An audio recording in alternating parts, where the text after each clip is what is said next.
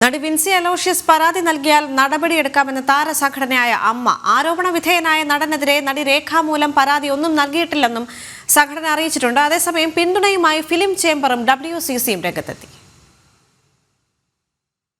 കഴിഞ്ഞ ദിവസമാണ് ഒന്നിച്ച് അഭിനയിച്ച സിനിമയിലെ കേന്ദ്ര കഥാപാത്രമായിരുന്ന നടൻ ലഹരി ഉപയോഗിച്ച് തന്നോടും സഹപ്രവർത്തകയോടും മോശമായി പെരുമാറിയെന്ന് നടി വിൻസി അലോഷ്യസ് വെളിപ്പെടുത്തിയത്. ഒരു ലഹരി വിരുദ്ധ ക്യാമ്പയിനിൽ സംസാരിക്കുന്നതിനിടെ താൻ ലഹരി ഉപയോഗിക്കില്ല എന്ന പ്രസ്താവനയെ തുടർന്നാണ് നടി കൂടുതൽ വെളിപ്പെടുത്തൽ നടത്തിയത്.